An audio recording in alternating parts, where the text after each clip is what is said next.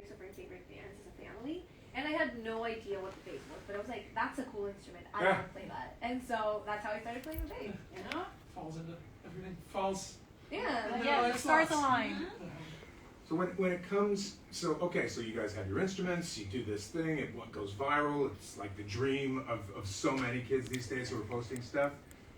But what was it, why did you make the leap to say, you know what, we're going to go professional? There's people posting stuff all the time. Right. But what was it between the three of you that made you think, you know, we want to be in the music business? Really give this a run. Yeah. Right. I think it came at a point when we were making our own music that it just felt right. Like we couldn't imagine not doing this. So we're just like, let's give it our everything. And that's what we did. Yeah. That's kind of the perfect thing. You couldn't imagine not doing it. Yeah. That's everything. I mean, that's what you want. That has to be the answer. Right. Right? I mean, it kind of because if there's something else you could think about doing, right, you wouldn't choose to put yourself through this. Like that's just, it's got to be, it's got to be what you got to do. I think that's right. So, now, have you been to New York City before? Yeah. A couple of times. Okay. We should, welcome to New York again. Yeah. We should say, we mentioned this, Cinco de Mayo. Oh my God! Just saying. Cinco de Mayo. It is Cinco de Mayo. So happy Cinco de Mayo. Thank you. We actually know. We know. Yeah, Well, that's what we wanted to say. Like, do you guys care? Holiday in Mexico. I'm actually very curious to ask you guys, what do you celebrate at Cinco de Mayo? I have no idea, but it's all about the tequila. Oh, okay, that makes It's sense. the excuse to celebrate the drinking tequila. It's like, Pretty much. that's pretty much what it is. I was very curious about the holiday because I was like, we don't celebrate it. So Right. what is celebrated? Well, we love it. Let's get tacos of tequila. It's an excuse. Well, there's actually, in the lobby, they set up a churro stand in the lobby. Oh my God! I'm going to Hopefully. Churros. be the judge of those churros. So, how do you guys talk about possibilities for argument? How does it happen when you guys collaborate on writing music? Who starts it? Does it start with a rhythm? Does it start with a lyric that one of you comes up with, or all of the above? It usually starts with Pau on the piano. Yeah. She has she has a lot of things. Sometimes she has like a list of melodies that she puts phrases into, or sometimes she has just like a lot of phrases and she's just like, I'm gonna pick this one and just see what comes out. So she does a basic chord progression and starts making melodies and lyrics, and then that's where we come in. She shows us the idea, and we're just like, that's so cool, but what if we do blah, blah, blah, blah, blah, and we just like, woohoo, go ahead and with the flow. But honestly, I feel like that's sugarcoating it, because I feel like the only space where we fight as sisters and as people is when we're writing.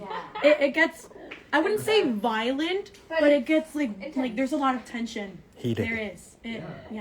But it fell pretty quickly into like, you got a system. Yes, we do. And we make it work. Again, communication. And at the end of the day, when we're writing, we're really conscious that it's all down to opinions. There's no like right or wrong. So it's just kind of figuring out what we're going to do. Yeah. But we already know like our tells. We know if Pau is like breathing very fast and she's just like, we're just like, okay, we stop. Let's stop the writing session and we come back. That's funny. Is there a through line to the things that you write about? I know a lot of artists your age and even older, up to 25, 30 years old, are writing about anxiety, loneliness, obviously relationships. How is it for you to write about things like that? And are you anxious?